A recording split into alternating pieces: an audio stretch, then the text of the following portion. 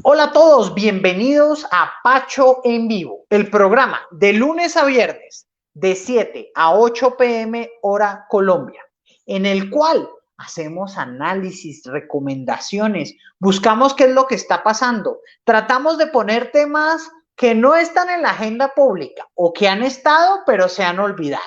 Tratamos de entender cómo los fenómenos globales impactan a nuestro país e incluso qué debemos hacer para crear una mejor nación. Es parte de lo que hacemos, por eso los invitados de distintos estilos vienen a traernos conceptos que puede que lleven muchos años, pero que en Latinoamérica no han querido expandirse por diversos factores. Y es lo que nos trae el día de hoy con la innovación abierta. Muchas veces se habla de la innovación, de qué es, de cómo se come. Al final, si algo se puede definir que hay innovación o no. Muchas veces lo que decimos es no, que va aumentando poco a poco la innovación incremental. O que llegó y cambió el sistema, la innovación disruptiva o que lo rompe todo. Pero también podemos enfocarnos un poco a Schumpeter cuando hablaba de ese rompimiento, de esa destrucción creativa, de cómo hacemos para entender lo que está ocurriendo, pero luego lo transformamos. Pero hay otro concepto llamado la innovación abierta y al final que viene de lo más humano, porque nosotros no nacimos solos, siempre nacimos en el seno de una familia y nos criamos en el seno de una familia, pero somos personas sociales, nos comunicamos, interactuamos, convivimos, trabajamos, pero muchas veces cuando hablamos de innovación, creemos que eso es una gente allá en su laboratorio desarrollando una tecnología y luego sale y lanzamos la tecnología al mercado. Así no funciona el mundo. Y efectivamente, así no es que está avanzando el mundo. El mundo combina varios tipos de innovación, pero la innovación abierta o Open Innovation, de sus siglas en inglés, nos trae otros beneficios y a la vez otras oportunidades que podremos explorar. Recuerden darle me gusta al programa para saber que se han conectado. Recuerden compartir, porque esa es la forma en la que poco a poco empezamos a poner en el tema de discusión cosas totalmente diferentes a lo que nos traen las noticias del día a día. Recuerden, si tienen un buen amigo, un familiar que le gusta estos temas, pues bienvenido. Si usted es un empresario, este es el momento para escuchar eso, porque las empresas crecen es por la innovación. Si uno mira las grandes empresas del mundo por capitalización, del top 10, 8 son compañías de tecnología y gran parte de su presupuesto se va a investigación y desarrollo y más de, aparte de realizar otro tipo de cosas. Entonces las compañías crecen es gracias a la innovación. Obviamente hay otros factores a tener en cuenta, pero si no se tiene la innovación como el core del negocio, pues no se va a llegar muy lejos. Y no importa qué tantos años lleve una organización en el mercado, 50, 60 o hasta 100 años. Si no sabe reconocer qué le está pidiendo el mercado, cuáles son esas tendencias, hacia dónde se mueven las cosas, pues va a ser muy complicado. Y por eso tengo un invitado muy especial, José Ramiro Bertieri, ingeniero, magíster. Ahorita nos contará un poco más sobre su vida. Lo conocí cuando estudiaba yo en la Universidad Distrital de Colombia. Justamente su empresa Team Ingeniería ayuda a otras empresas a entender cómo implementar estos procesos de alta innovación.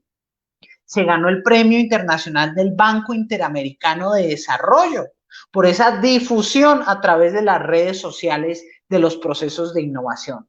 Y continuamente José Ramiro y su equipo están creando nuevas iniciativas para que en Colombia logremos que la innovación abierta, que el Open Innovation esté en la agenda pública, lo implementemos y las pequeñas, medianas y grandes empresas unidas al Estado y a las entidades de investigación y universidades podamos realizar una transformación del país. Así que le doy la bienvenida a José Ramiro. Muy buenas noches, José Ramiro.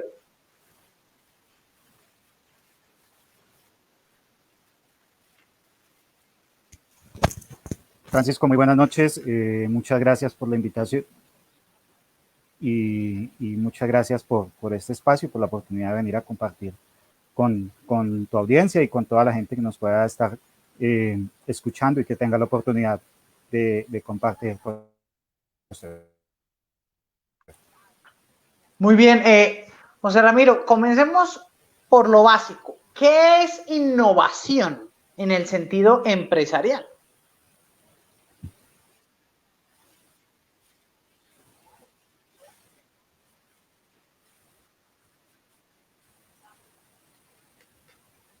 Innovación, bueno, Francisco, un punto, un stand-by antes, un paréntesis, como diría, y es que por un lado hay personas que se dedican a estudiar el fenómeno de la innovación. Mencionabas a Schumpeter, por ejemplo, es decir, desde la economía, la administración de empresas, las ciencias sociales, incluso desde los temas desde la ingeniería también, ha habido un trabajo para entender cómo se genera innovación. Y hay otro universo de personas que no siempre son los mismos, que están más centrados en el hacer. Y a veces hay divergencias entre las interpretaciones de uno y otro, justamente porque normalmente quien se dedica a estudiar un tema trata de, digamos, de imponerle algún tipo de rigor, de usar un método, de tratar de como construir un concepto con cierta fuerza que no es fácil en la ciencia. Mientras que en la práctica es eminentemente empírico el proceso y entonces suele suceder que mucha gente innova y no lo sabe, y suele suceder que mucha gente, que en algunos casos alguien que está haciendo cosas interesantes y esfuerzos por innovar, llega de pronto otra persona que es más de corte académico, si se quiere, y le dice, eso no es innovación. Entonces, esas tensiones son difíciles, pero digamos que nosotros hemos tratado de zanjar eso. Nosotros, Team Ingeniería de Conocimiento, somos una empresa consultora que siempre ha tenido un pie en la academia y un pie en el mundo empresarial, y además casi que un pie también, mucha conexión con el Estado. Hemos sido beneficiarios de programas de fomento del Estado, hemos trabajado con convocatorias del Estado. Y después de 12 años de trabajo y de mucho, digamos, ir y venir y de escuchar a muchas voces, para nosotros innovación es transformar conocimiento en valor. ¿Qué tipo de conocimiento? El que se te ocurra. Conocimiento científico, conocimiento empírico, conocimiento pedagógico, conocimiento financiero, conocimiento de las disciplinas, conocimiento ancestral, puede ser. Y en valor. ¿Y qué es la perspectiva del valor? Es decir, en bienes, servicios, objetos, métodos, herramientas, técnicas, incluso hasta en ideas, pero que sean percibidas valiosas por una comunidad, por un consumidor eventualmente, por una institución, por una organización, ¿cierto? Entonces, si lo quieres, la definición más simple pero más poderosa que hemos encontrado es esa. Innovar es transformar conocimiento en valor. Exacto, entonces aquí va un elemento clave, porque siempre se hablaba a nivel empresarial que si uno desarrolla un producto, un servicio o tiene una organización, al final lo más importante es qué valor estoy entregando, ya sea a mis clientes, a mis usuarios o a las personas que están interesadas en mi servicio. Entonces aquí José Ramiro dice, oiga, es cómo yo transformo el conocimiento en valor. Y esa podría ser una definición que aplicaría para cualquier tipo de ámbito y que sería muy útil también para las nuevas generaciones, porque entonces aquí ya viene la discusión, José Ramiro. Entonces, si yo desarrollo algo que tiene valor para unas personas, pero para otras no, ¿aún así se considera algo innovador o que estoy haciendo innovación? Claro, Francisco, porque digamos, productos para todo el mundo, eh, eh, podríamos decir que eventualmente el aire que respiramos, pero incluso hay gente que vende aire embotellado. Entonces, realmente pensar en que la innovación es un producto que tiene un alcance universal no tiene sentido. Incluso cuando hablamos de innovaciones en proceso o en producto, pues típicamente las innovaciones tienen un único cliente que es la organización donde se implementa. ¿Sí? En principio, una organización, una empresa manufacturera, para poner un ejemplo, que mejora un proceso y que incorpora una tecnología que genera una innovación, no tiene, es más, no le interesa que sus competidores aprendan eso, lo contrario, puede crear esa innovación y quedarse callado para que nadie más tenga esa ventaja, pero está innovando. Entonces, eso es uno. Lo otro es que con este concepto podemos incluso llegar a dimensiones que a veces se han visto muy lejanas del tema de la innovación, como por ejemplo el gobierno y el gobierno y la gobernanza ciudadana. Vamos a devolvernos 20 años, tal vez sí, más o menos 20 años. Cuando Antanas Mockus nos habló de cultura ciudadana en Bogotá, eso fue una innovación basada en conceptos antropológicos, culturales, sociales, aplicada por una institución del gobierno, pero orientada a construir unas mejores relaciones de la ciudadanía entre ellos mismos.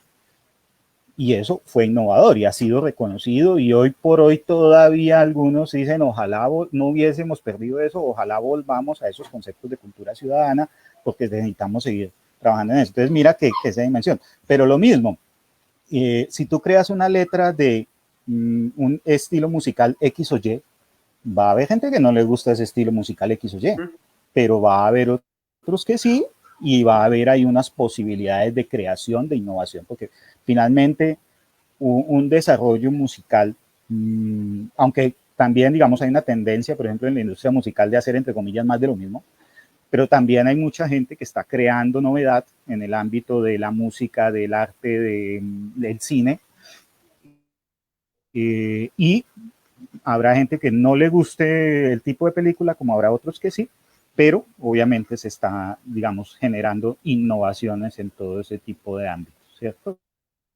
Correcto. Entonces, José Ramiro, entonces, si uno, claro, si uno o sea, pensar que es que tienes que, para ser innovador, crear algo como la vacuna del COVID.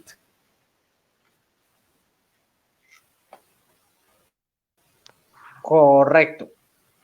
Bueno, entonces, ahí alguien entonces preguntaría, bueno, si transformar conocimiento en valor es innovación, Te pues la escucho, padre. actividad humana es una actividad innovadora. Entonces, la gran pregunta es, ¿cómo ya entra a participar el mercado a evaluar qué es una actividad de alta innovación o de alto valor agregado?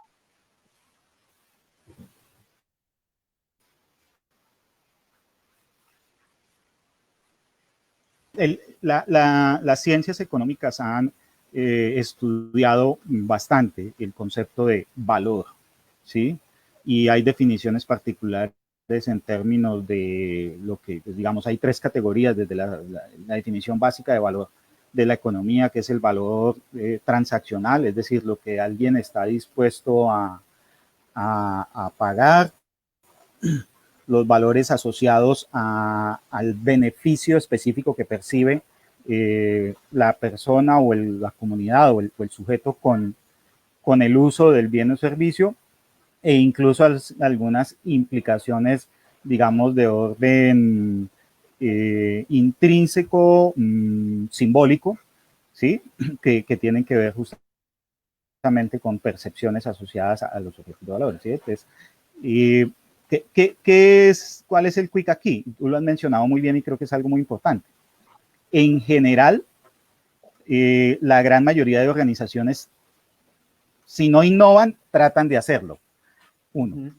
Dos, el problema es que no lo hacen de manera sistemática ni recurrente. Entonces, si tú me di, si yo le pregunto a un empresario, por ejemplo, oye, ¿en qué estás trabajando de innovación? Y la respuesta es, no, mira, hace 3 años hicimos, no, 3 años. 3 años en el mundo de los negocios es una eternidad, ¿cierto? Si tú le preguntas a una universidad, mira, ¿en qué temas estás investigando? Y dice, no, es que estamos revisando unas metodologías que eran muy interesantes y son las mismas de hace 20 años, pues miércoles, ahí te quedaste, ¿cierto? Entonces, lo interesante de la innovación no es hacerlo una vez, sino es hacerlo de manera continua y recurrente, ¿sí? Y de tal forma que esto sea una maquinita. Por eso yo diría que hoy más importante incluso que hablar de innovación es hablar de gestión de innovación. Es decir, ¿cómo hago yo para que las innovaciones sucedan?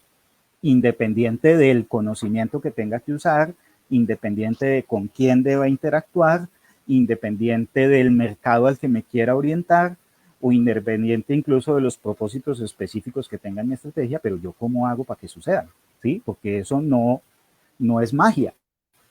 Hay que juntar una serie de factores para que esas innovaciones sean continuas y recurrentes. Y gestión de la innovación, y ahora un elemento clave es quién se está conectando a esta hora. Un saludo para Daniela Villalba, para Ana María, para Stephanie, para Francisco Antonio, para Paul, para Natalia, para Cristian, para Lida y para Viviana. Un saludo a todos los que se conectan vía Facebook, vía Twitter y vía YouTube. Bueno, entonces ya vimos el concepto, pasar de conocimiento a agregar valor y luego esa gestión de la innovación. José Ramiro, yo me acuerdo cuando yo estuve en la distrital que me decían que Telecom tenía un gran departamento de investigación y desarrollo y que la Universidad Distrital era uno de los líderes en el desarrollo de innovación en el país. ¿Qué pasó ahí y por qué hoy en día pues desapareció Telecom, pero los que le siguieron no tienen los mismos niveles? ¿Y qué nos pasó ahí a nivel de política pública o a nivel de gestión de esa innovación en esas entidades?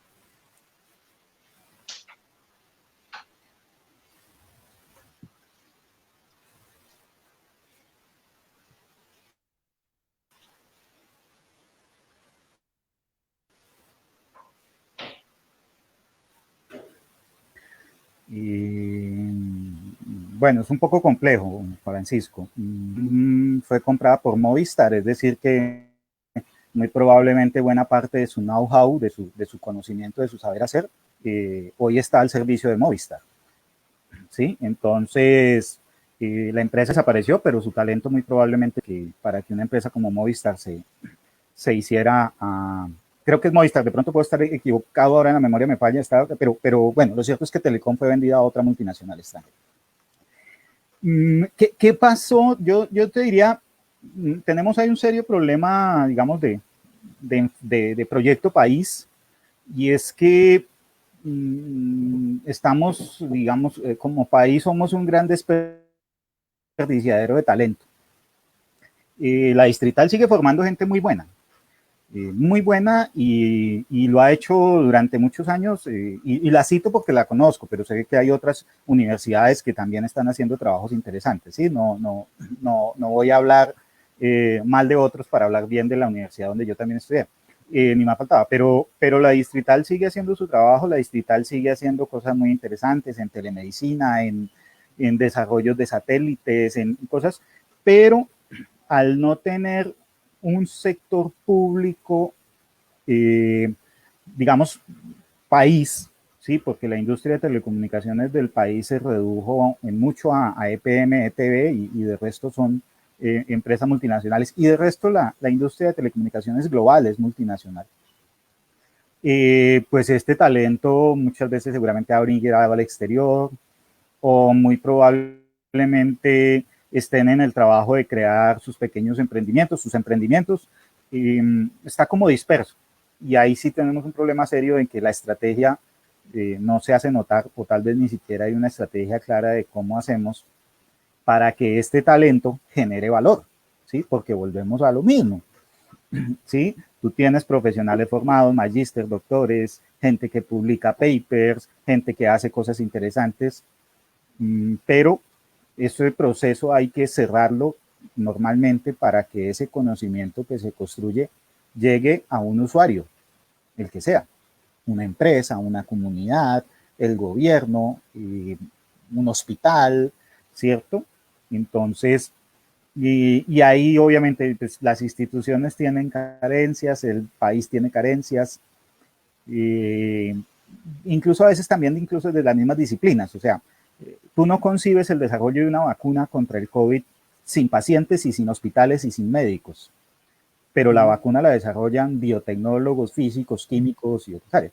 ¿Sí? Entonces, ¿por qué cuando concebimos el desarrollo de un software, un hardware, lo hacemos en el aula de la universidad y nunca conectados con la empresa que va a usarlo? O muy rara vez conectados con la empresa que va a usarlo, ¿cierto? Entonces, y digamos que en la otra vía también pasa. El país tiene una carencia gigantesca y la ha tenido desde que yo llevo trabajando este tema, más de 20 años, en bienes de capital, o sea, en producir maquinaria adaptada a las necesidades locales, en temas de industria manufacturera, en automatización y ahora pues en Internet de las cosas ni se diga. Tenemos una carencia, una brecha gigante. Y nuestras universidades no están respondiendo a esa brecha, es decir, es un diálogo que no se conecta, que no se genera y muchas veces porque, entre otras, pretendemos crear tecnología sin los usuarios. Y eso, de la misma manera que una vacuna para COVID se crea con los pacientes, pues un hardware se crea con el usuario del hardware. Un software se crea con el usuario del software, ¿sí? De la mano de él. No escondiéndome y después diciéndole, mire, úselo. No, eso no es la lógica. Claro, claro. Entonces existe esa desconexión muy fuerte y ahora hablemos un poco de esa falta de proyecto país. Hemos tenido dos misiones de sabios, una en el año 1994, donde estaba García Márquez, donde estaba pues unos 20 científicos. Ellos llegaron a una conclusión y le dijeron en ese documento, en ese entonces al presidente, que Colombia debería invertir mínimo el 1% de su PIB en investigación y desarrollo antes de que finalizara el año 2000. Luego el presidente Duque llama a otra misión de sabios. Esta vez involucra a mucha más gente, una visión muy amplia y la visión llega al mismo resultado. Pero curiosamente uno lee los COMPES, uno lee los planes nacionales de desarrollo y les gusta hablar de ACTI, actividades de ciencia, tecnología e innovación, y no I+D, que el mismo documento de misión de sabios dice es la mejor manera de medir la investigación y el desarrollo y es la forma de podernos comparar con los países de la OCDE. ¿Qué crees que le ha faltado a los gobernantes en este aspecto específico? Uy, pues lo primero es un problema de falta de competencia o pues que es sinónimo de incompetencia y de incompetencia en entender este tema, Francisco. Y yo no diría que ni siquiera es un problema de gobernantes. Podría ser hasta injusto cargar de la mano al gobernante, digamos, ¿por qué? Porque un gobernante es una persona que tiene 300 problemas en la cabeza. Y nuestro país, pues obviamente afectado por violencia, por pobreza, por toda una serie de cosas, pues se tiende a mirar el tema, digamos, como que el tema de la ciencia, todavía no se ha logrado entender que el tema de la ciencia es la respuesta a los otros centenares de problemas que tenemos. Pero tampoco hay un entorno de equipo de trabajo alrededor de los gobernantes que le haga ver esto, diría yo, de manera contundente. También sería injusto decir que no hemos avanzado. Desde que estamos trabajando en esto, pues tenemos leyes de fomento de emprendimiento, le creamos una institucionalidad para fomentar la innovación, se han formado doctores. El problema sigue siendo que el mundo se mueve mucho más rápido que nosotros.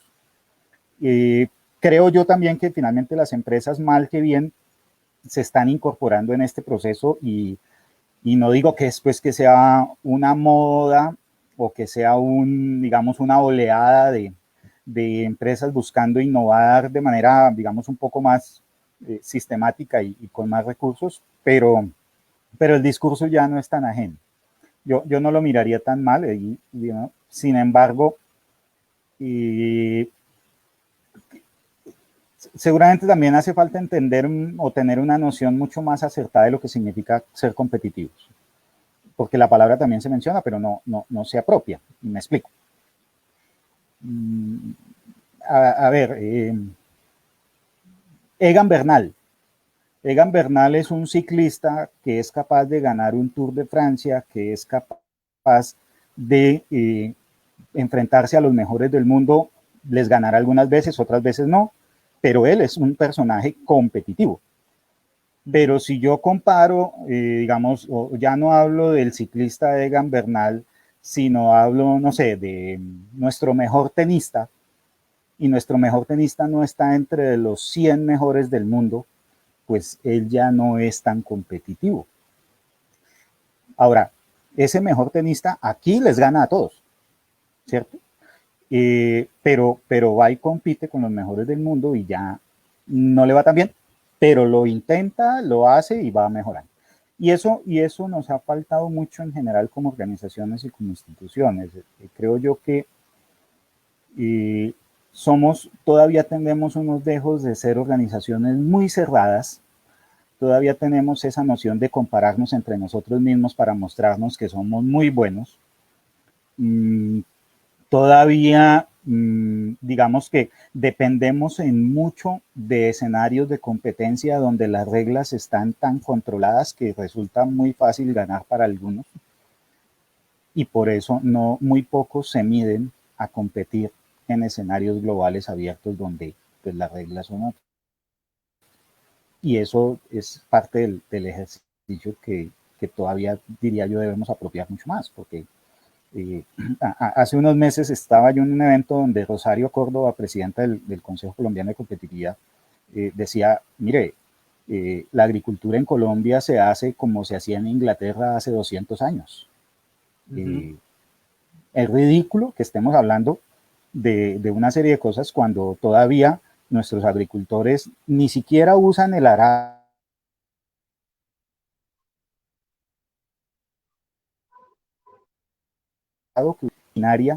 para al agro colombiano y no la encuentra de origen nacional. Es traída de China, de Estados Unidos, de otros países, y pues no se adapta al territorio. En fin, digamos que eso es una cadena donde nos ha faltado actuar y yo creo que también de pronto el problema de la política pública es que hace muchos esfuerzos dispersos y no cierra ciclos. ¿Sí? O sea, lo estamos viviendo ahorita. Es realmente absurdo que en Colombia se creen respiradores artificiales, pero que además en el mundo yo pueda acceder a montones de respiradores artificiales con código libre, de acceso libre, que los puedo descargar planos y fabricarlos masivamente sin pagar una licencia. Y aquí el INVIMA enreda las cosas porque la institucionalidad está primero que la salud de millones de personas. Hombre, yo creo que ahí tenemos que entender que hay que, digamos, es la institucionalidad adaptándose a la necesidad de las personas y no las personas adaptándose digamos, a un afán de institucionalidad que no siempre es el más adecuado. Y dentro de esta dinámica, entonces hablamos de un tema clave, la competitividad. Y el Consejo Privado de Competitividad en sus reportes, que ha hecho primero reportes anuales y luego hizo los reportes regionales y obviamente pues Colombia, Bogotá le lleva una ventaja muy grande a Medellín y Medellín a las otras ciudades. O sea, hay un problema también muy grande a nivel regional, mientras que uno ve otros países del mundo que hace 30 años tenían un sector agrícola grandísimo, eran países muy pobres, estoy hablando países como China, pero hoy en día lograron desarrollar todas sus regiones, es decir, no todo se concentra en Beijing. ¿Qué nos ha faltado en este tema de empoderar a las regiones, José Ramiro?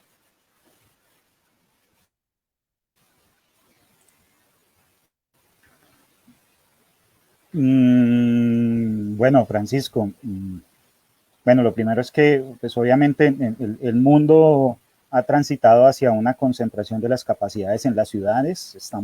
El mundo moderno es 70% urbano y las ciudades son los grandes atractores o sea, están las universidades en las universidades, los centros de investigación en las universidades, digamos, mucho ha sido así.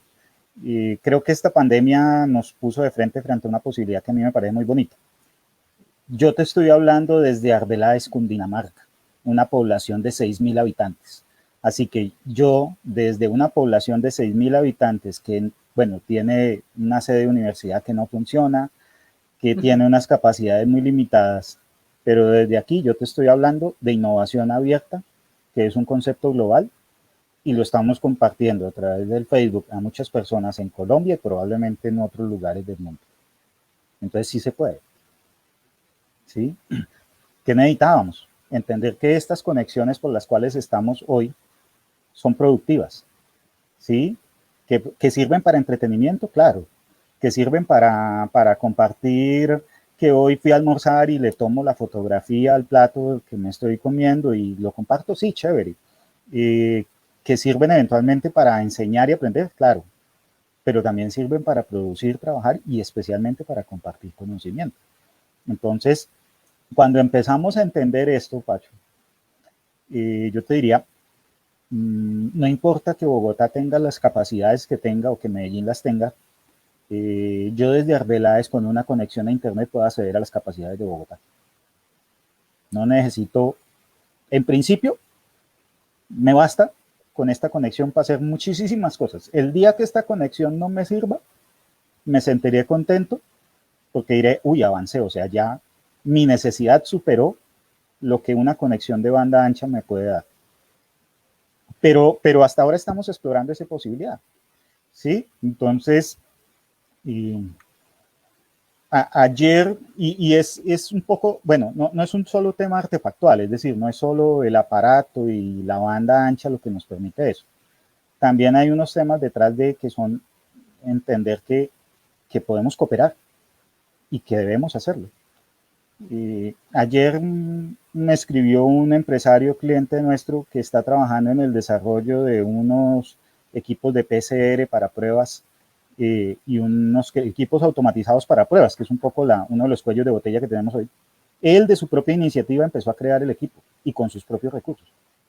Y necesitaba conectarse con alguien que le ayudara a validar el equipo.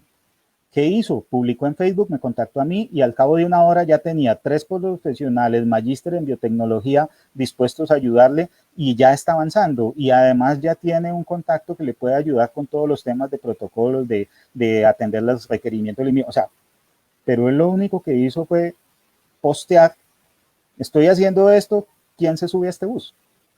Y le llegó. Entonces, entender que estas conectividades, estas herramientas de conectividad, perdón, pueden ser productivas y es muy importante. Y en últimas, si un investigador está en Medellín, en Cali, en Barranquilla, en Berlín, en Shanghái, en Teherán o en, no sé, en el rincón más escondido de Siberia, si me puedo conectar con él a través de una herramienta como esta, yo puedo acceder a su conocimiento.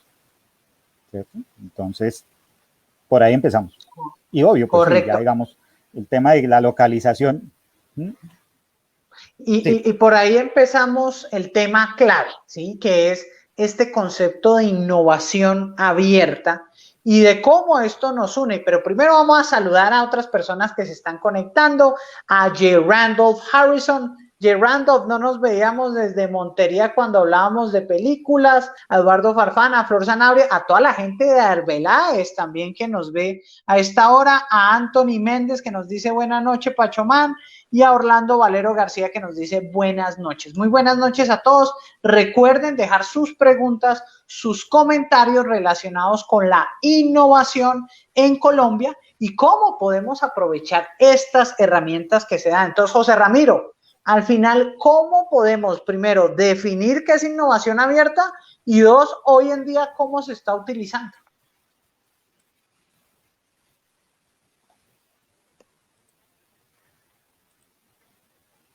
Bueno, ese concepto puede ser un poco más enredado que el de innovación. Digamos, si innovar es transformar conocimiento en valor, y hacer innovación abierta, entre comillas, viene a ser lo mismo. Y te explico, digamos, el generador del concepto de innovación abierta, que fue Henry Chesbrough hace ya más o menos unos 15 años, un poco más. Y él planteó hace unos años que innovación abierta iba a ser la única manera de innovar en el futuro. Y eso en la práctica real. Digamos, ¿qué implica, o digamos, qué implica hacer innovación abierta? Es decir, ¿qué implica transformar conocimiento en valor de una manera abierta?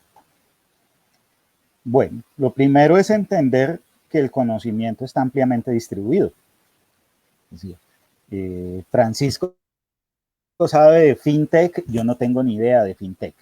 Y alguno de las personas que hoy nos están escuchando sabrá de biotecnología o de agricultura o de medicina, y está ahí el conocimiento, pero no existe una persona que sepa de todo, no existe una biblioteca, una enciclopedia ambulante.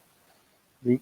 Entonces, necesitas juntar conocimiento. ¿Cómo juntas conocimiento? Juntando personas. Uno. Dos, ¿qué es muy importante en la lógica del proceso de innovación abierta? Hay un elemento sustancial, y es que típicamente se entendía la innovación como un propósito de llegar con una novedad a un usuario. Cuando hablamos de innovación abierta, no solo hablamos de llegar con esa novedad al usuario, sino de llegarle también con los mecanismos y posibilidades para que ese usuario acceda a la novedad con algún modelo de negocio. ¿Sí? Entonces, yo puedo crear una tecnología súper sofisticada, pero si mis usuarios no pueden pagarla o no pueden entenderla y darle buen uso, y pues a la final me quedo posiblemente con una cosa muy sofisticada, supremamente técnica, muy bien elaborada, pero que no le resuelve problemas a la gente. Y en eso también digamos que se trabaja mucho. Hay una economista que está, digamos, ahora que siguen mucho, que se llama Mariana Mazzucato, y ella ha planteado cómo buena parte de las tecnologías que usamos hoy para comunicarnos fueron desarrolladas gracias a inversiones del Estado, del Estado norteamericano particularmente. Y entonces en su momento el Estado invirtió, los investigadores desarrollaron, y luego empresas como Apple, Google, lo que hicieron fue construir modelos de negocio para que nosotros podamos comunicarnos a través de una videoconferencia, a través de Facebook Live. ¿Sí? Entonces, mira que es entender también que se necesitan múltiples actores, y que finalmente también detrás de esto pues hay un esquema, modelo de negocio que hace que esto funcione. Cuando digo modelo de negocio, no necesariamente estoy pensando en lucro, incluso pueden ser negocios que no tengan fines lucrativos, pero que finalmente permitan que la gente acceda a las soluciones. ¿Sí? Y entonces eso. ¿Cómo se está usando? Bueno, ahí tendría yo una postura un poco crítica, y me explico. A veces tendemos como a simplificar las cosas, y entonces en algún momento corrió como una tendencia de que hacer innovación abierta es hacer concursos de ideas y dar un premio. No, eso es una manera de hacerlo, pero no es la única. Nosotros en el trabajo de investigación que hemos desarrollado en estos 12 años, hemos formado más de 100 consultores con nuestra metodología, y hemos identificado más de 27 maneras de hacer innovación abierta, que diría yo que son más que técnicas, herramientas, que en sentido estricto métodos. ¿Sí? Los métodos pueden ser combinaciones de ellas, ¿sí? Pero está la transferencia de propiedad intelectual, está los concursos de ideas, obviamente sí, pero también está la investigación y desarrollo que se contrata, está incluso el ejercicio de brindar, por ejemplo, acceso abierto a tecnologías, acceso abierto a información base, el tema de incluso el gobierno abierto, que es un mecanismo a través del cual los ciudadanos pueden conectarse mucho, digamos, participar mucho más cercano con las decisiones de los gobiernos, pues son formas de hacer innovación abierta, ¿sí? Entonces, las posibilidades son muchísimas. Y diría yo que no se reduce a hagamos un concurso de ideas y démosle un premio a la gente para ver qué proponen. Esa es una manera de hacerlo, pero hay muchísimo más. Entonces, José Ramiro, bien, entonces aquí vemos un elemento clave, innovación abierta, llegar a con mecanismos y posibilidades para que el usuario acceda a la novedad a través de un modelo de negocio.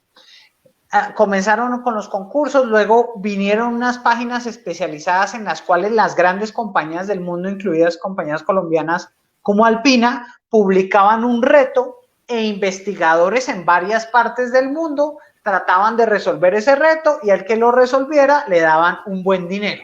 Luego empezaron los hackatones y otro tipo de cosas. La gran pregunta que nos hacemos, y ayer teníamos a un invitado hablando de ciberseguridad, ciberguerra y de cómo un país debería desarrollar sus propias capacidades tecnológicas para avanzar, ¿sí?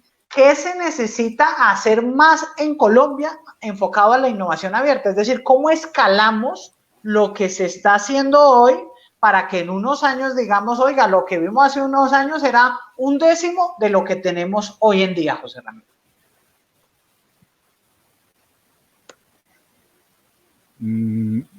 Yo me he hecho la misma pregunta varias veces y casi siempre llego como a, digamos, a algunas conclusiones que son, digamos, como la estructura del tema.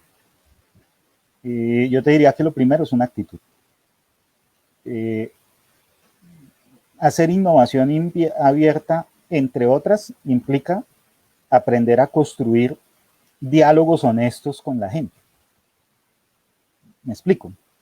Si yo te digo, ven Pacho, tú que eres tan pilo en FinTech, ¿por qué no me trabajas aquí unos días gratis? Tú que eres tan chévere, venga amigo, usted que es mi amigo, ayúdeme y venga, que trabájeme gratis, que yo después cuando yo pueda algo le pago.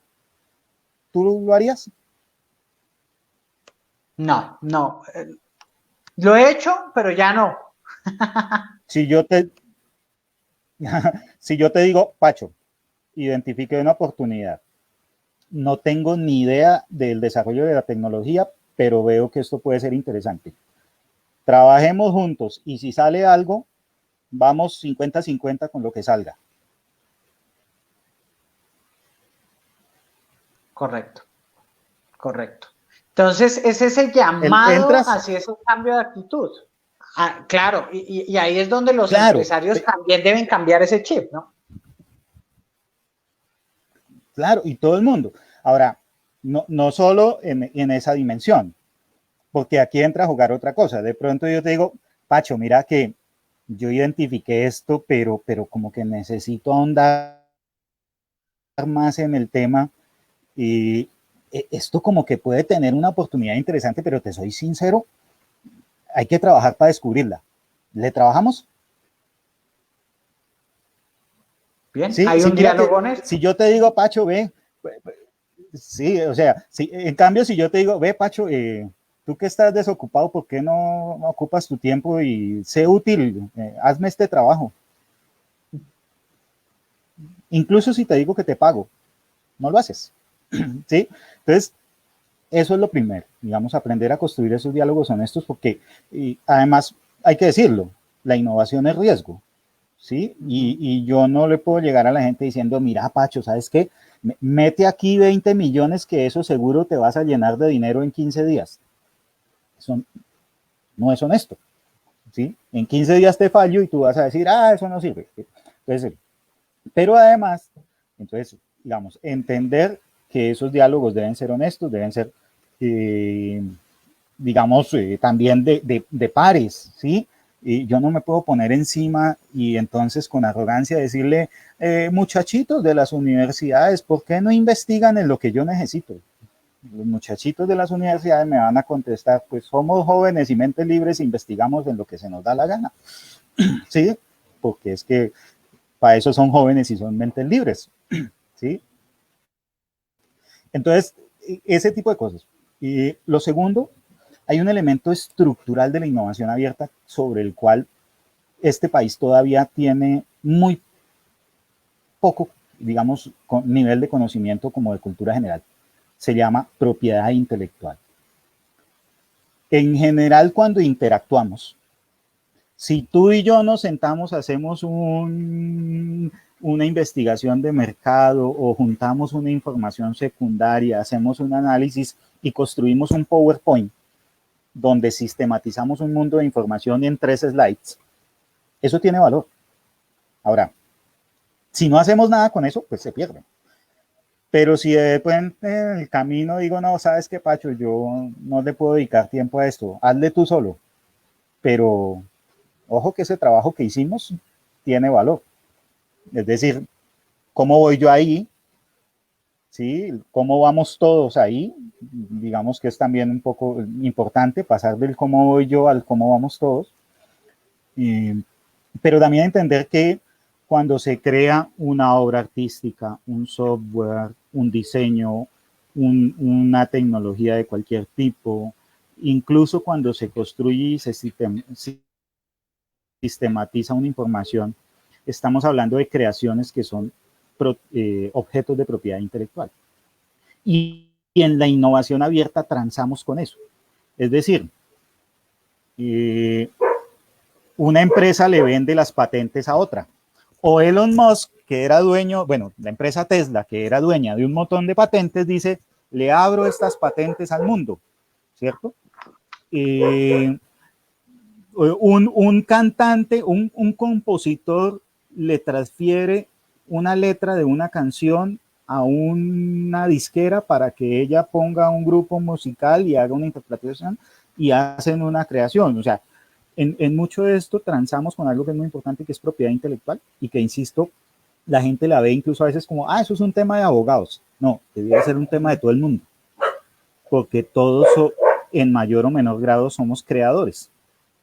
Y cuando entendemos eso y entendemos que podemos transar con esos objetos y luego legítimamente transar, o sea, hacer negociaciones sobre la base de esos objetos, pues empezar a movernos en escenarios de acceso abierto o de conocimiento abierto o de transferencia de conocimiento, de tecnología, que son típicamente abiertos. Correcto. Entonces ahí tenemos ya varios principios para entender, para analizar, para ver cómo transformamos, que incluso va desde la misma actitud.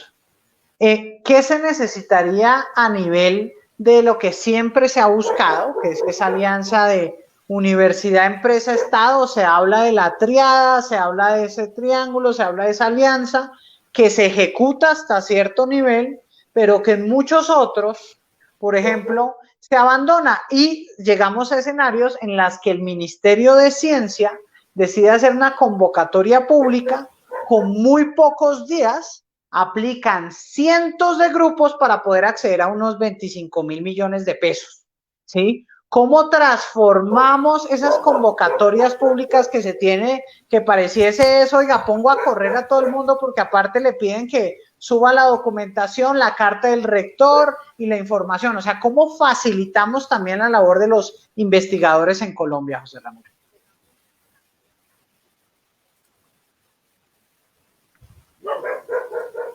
Bueno, varios temas ahí en esa pregunta. Y, lo primero que diría yo es que los recursos son escasos si nos quedamos únicamente con lo que los fondos estatales puedan aportar. Con esto o sea, no estoy renunciando para nada y por el contrario, creo que el día que los gobiernos asuman con seriedad estos temas de ciencia, tecnología e innovación, pues eso, lo primero es que se vea reflejado en el presupuesto nacional. De resto es hablar carreta, ¿sí? Porque decir que un país que valora la ciencia, un país que promueve la ciencia, un país que pero luego le recortas el presupuesto al ministerio, eso es ridículo, ¿sí? O sea, eso no es coherente. Pero asimismo, si la empresa es innovadora y dice que quiere ser innovadora, pues la primera pregunta para la empresa es, bueno, ¿y cuánto presupuesto le vas a poner a la innovación? Ah, no, si sobra una platica la invertimos. Ah, entonces tú no quieres innovar. ¿Sí? No es solo un problema de... Y lo mismo las universidades, o sea, se supone que por ley, creo, por ley 30, las universidades deben destinar un porcentaje a investigación, y ve tú a ver cuáles efectivamente están cumpliendo con eso, uno, y dos, dónde están poniendo los recursos.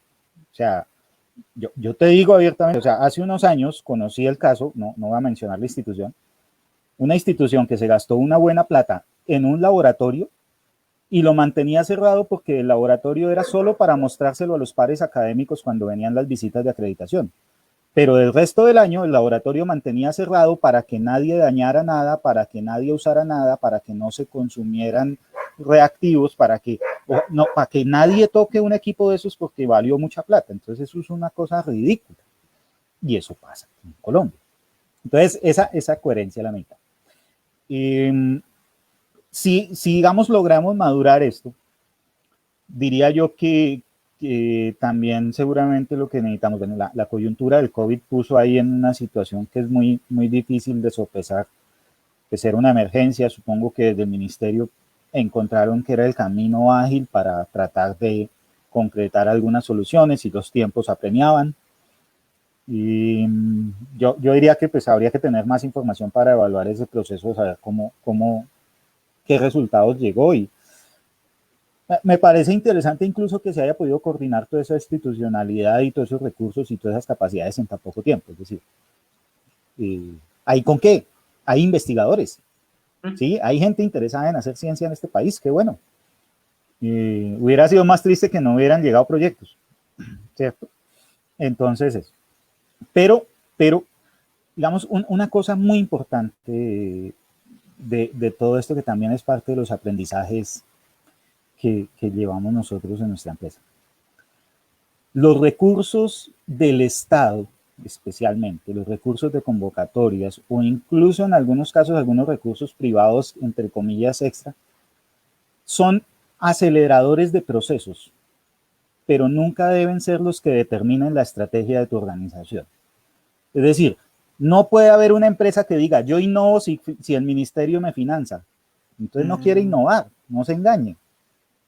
¿Sí? No puede haber una universidad que diga, yo investigo si el ministerio me financia la investigación. O sea, y es ridículo que una universidad diga que solo investiga si le financian. No, hay que mandarse la mano al drill y hay que apostar recursos. Ahora, hay que construir estrategia para saber dónde se ponen, ¿sí? Porque es que, sí, con respeto con muchas instituciones universitarias, pero docentes contratados por 4 meses, ¿qué proyectos de investigación van a hacer? Incluso contratados a menos de un año o con contratos a tiempo parcial, ¿a qué horas van a hacer proyectos de investigación serios? Pero además, si la institución no dice si quiere ser la líder en desarrollo de hardware para Internet de las cosas aplicado a X cosa, sino que cada año está cambiando su tendencia porque no hay estrategia, es lo mismo que en la empresa. Si la empresa quiere ser competitiva en costos, pues muy probablemente tenga que invertir en nueva maquinaria y nueva tecnología y automatización que le permita reducir sus costos. Y eso le implicará conectarse con las empresas que proveen tecnología, con modelado matemático, con temas como Big Data, como Machine Learning, que son los mecanismos que hoy por hoy desde la ciencia me permiten generar eficiencias, ¿cierto? Ahora, si una empresa quiere ser líder en diseño y diferenciarse a partir de propuestas de valor que conectan con la estética, pues el Big Data y el Machine Learning de pronto no son tan claves como sí puede ser mucho de, no sé, invertir en conocimiento sobre gestión del diseño o cosas de ese estilo. Puede que al final también, digamos, algunas de esas tecnologías converjan. Pero el punto es, ¿yo dónde pongo mis apuestas? Uno. O dos. O sea, primero, poner apuestas. ¿Sí? O sea, esto sin recursos no funciona. Y dos, saber dónde apuesto, porque si Yo trabajo temas de gestión de innovación, mi empresa.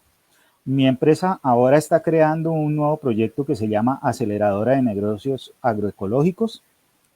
¿Por qué? Porque estamos en zona rural y vivimos en el campo. Entonces, eso es coherente con lo que hacemos. Si Pacho me dice que el fintech es una cosa maravillosa, yo le digo, Pachito, chévere, pero mis prioridades en mi empresa no son fintech. ¿Sí? No me voy a mover al capricho de que, sí, de aquí a mañana alguien dice, no, mira, ya el fintech no es la moda, ahora hay que hacer vacunas.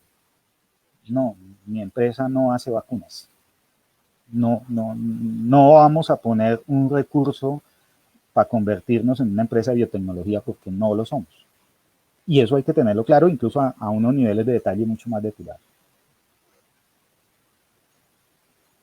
Súper bien. Y aquí va otro elemento que viene de tu experiencia, José Ramiro, y esto has estado en la academia, has estado con el sector empresarial, has trabajado con gobierno, y hay una figura muy interesante en Europa específicamente y en los Estados Unidos, que son las empresas spin-offs, que son empresas que resultan de procesos de investigación que realizan los doctores, los magísteres o los mismos estudiantes, y luego la universidad misma las apoya, hacen alianzas con otro y sacan una nueva empresa. Aquí en Colombia incluso se sacó la ley de la spin-off, pero yo te pregunto, ¿cómo vamos con el tema de spin-off en Colombia y cómo hacemos para que efectivamente eso logre escalar como lo requerimos?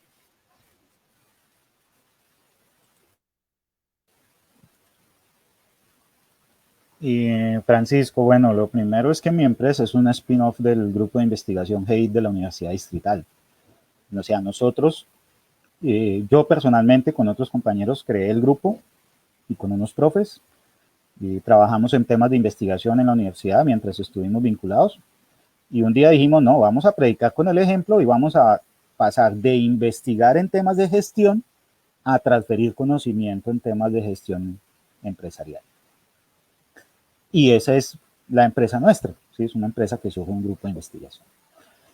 Y creo que la ley generó un marco, creo yo que puede ser interesante, pero que, de nuevo, el tema de la propiedad intelectual es una de esas carencias gigantes. Porque es que si no sabemos de qué somos dueños, ¿con qué vamos a transar? ¿Sí? Y a otros temas que tienen que ver con propiedad intelectual que son críticos. Me explico. Un docente sueña con publicar artículos porque en la lógica de las universidades se ha vuelto que es muy importante publicar papers en revistas. Y resulta que cuando publicas un paper en una revista te tiraste la patente. Típicamente. Es decir, algo que era novedoso y que podría ser patentable, lo dañas por publicar en una revista. Luego vas a negociar con una empresa o a tratar de crear una empresa y descubres que tu tecnología otros la están usando y te hacen competencia porque resulta que tú publicaste esos resultados. Entonces, entendamos los temas de la propiedad intelectual, entendamos. Uno. Otra dimensión de la propiedad intelectual que las universidades, y Francisco, tengo un déjà vu porque esto hablamos hace como 14 años contigo en un conversatorio en la Javeriana y, no Sí, ha, sí, y sí. nada ha cambiado, o casi nada. Tú hablas con un jurídico de una universidad y típicamente las personas que manejan los temas jurídicos de la universidad quieren bloquear todo y quieren hacerse dueños de todo. Y la pregunta es, ¿para qué? ¿Será que si una universidad crea una tecnología, el rector va a salir con su maletín debajo del brazo a vender esta tecnología y a conseguir inversionistas? No, no lo va a hacer. No sabe cómo hacerlo y si lo hace seguramente lo va a hacer mal. Hay gente experta en hacer eso. Hay gente experta en conseguir inversores. ¿Cierto? Y muchas veces, entonces, el investigador que creó un método científico, desde el punto de vista científico, muy valioso, él cree que porque él es el director del grupo, entonces él tiene que ser el gerente de la empresa. No, eso es absurdo. Un gerente de la empresa es alguien que maneja ventas, estados financieros, gestiona talento humano, conoce los temas de producción, pero a la final a un gerente puede pasar de una empresa de empanadas a un banco y sigue siendo gerente porque sus habilidades no están centradas necesariamente en los elementos técnicos del negocio, sino en la gestión específica de cualquier negocio. Entonces, todo ese tipo de cosas es importante entenderlas. Ahora, ¿qué hace falta? Y pues diría yo que si el tema del spin-off no ha madurado suficiente, pues también hay que darle compás de espera a los procesos. Es entre otras porque se está poniendo en evidencia que se necesita esa complementariedad de saberes a la cual todavía no estamos tan acostumbrados, ¿sí? Entonces, si un investigador crea una tecnología interesante en una universidad, eso es muy bueno, pero no es suficiente. Eso necesita de alguien que lo ayude con, digamos, una validación del mercado, que no necesariamente es lo que desde el punto de vista científico sea lo mejor. Me explico, o sea, para que no crea confusión. Y te lo voy a poner con un ejemplo concreto. En el mundo académico, desde que yo me acuerdo, los académicos hablan pestes de Microsoft. Dicen que los productos de Microsoft son malos, son inestables, son inseguros. Microsoft es lo peor, pero Microsoft sigue vendiendo. Es decir, Microsoft no hará el producto desde el punto de vista académico perfecto, pero vende. ¿Sí? Y saben hacer, y están metidos en los negocios de frontera. O sea, Microsoft ya lo de menos es el sistema operativo de los computadores personales. ¿Sí? Entonces, pues, con todo respeto de muchos investigadores, pero hablar pestes de Microsoft cuando es una de las empresas más grandes del mundo, con todo respeto, pero creo que ahí, digamos, ojalá, ¿sí? Pudiéramos establecer eso con ellos. Ahora, claro, y eso se da por una cosa, porque Microsoft entiende perfectamente cómo es que al consumidor no hay que darle lo más sofisticado de una para enredarlo, sino que hay que llevarlo poquito, que se vaya adaptando, y obviamente en un modelo de negocio que también incluso puede ser cuestionable, y es que crea, entre comillas, cierta dependencia del producto, ¿sí? Obsolescencia programada y todo ese tipo de cosas. Pero lo hacen y lo hacen bien. Ahora, si no me gusta el modelo de Microsoft, puedo optar por un modelo más social. Sí, listo, Linux, pero hágalo. ¿Sí? Masifíquelo, hágalo, que funcione. Entonces, eso es claro. Y finalmente, hay un tema muy importante que me vuelvo al tema de propiedad intelectual. ¿Por qué? Porque si yo tengo claro qué creé y lo tengo protegido, yo puedo transar con eso para transferirlo a una nueva organización. Si yo no tengo claro qué fue lo que creé, y eso suele pasar muchísimo en el ámbito académico, ¿usted qué fue lo que creó? No, pues es que ahí tengo unos datos y unas cosas, pero es que me falta, pero ¿qué me estás transfiriendo? ¿Sí? Y eso es crítico. O sea, si tú me dices que desarrollaste una solución en ambiente de laboratorio, ok, listo. ¿Y qué hace? No, hace esto en laboratorio, ok, me interesa. ¿Sí? Si tú me dices que hiciste una solución en ambiente de laboratorio y luego la probaste con 50 usuarios, ¿y qué pasó? No, pues 48 le funcionó. Ah, bueno. ¿Sí? Pero tengo que tener eso claro. ¿Sí? No es, por ejemplo, con algo que es un concepto yo no lo puedo patentar. Con algo que eventualmente ya tiene cierta madurez, puedo buscar una patente. Y si obtengo una patente y algo ya está protegido, tengo 10 años para explotarla comercialmente. Para explotarlo. Si no, sí. Pierdo esa oportunidad, ¿sí? Como le ha ocurrido a muchísimos. Excelente, José Ramiro. Entonces, bueno, nos queda muy clara la importancia de la propiedad intelectual en esos procesos de las spin-offs, la importancia de esa transformación del conocimiento en valor de cómo generamos gestión de la innovación, de cómo involucramos la multidisciplinaridad en los procesos de innovación. Y bueno, quiero darle las buenas noches a los últimos que se conectaron. Oración por la familia, gracias, que nos dice buenas noches Pacho Man, un saludo para Flor. Y pues Carmen Eugenia nos dice excelente invitado, felicitaciones. Entonces, bueno, pues muchísimas gracias, José Ramiro, por haber estado en el programa. Quedan unos temas que después los discutiremos. Recuerden siempre planear para el peor escenario, pero esperar lo mejor en nuestras vidas. Muchas gracias. Gracias a todos.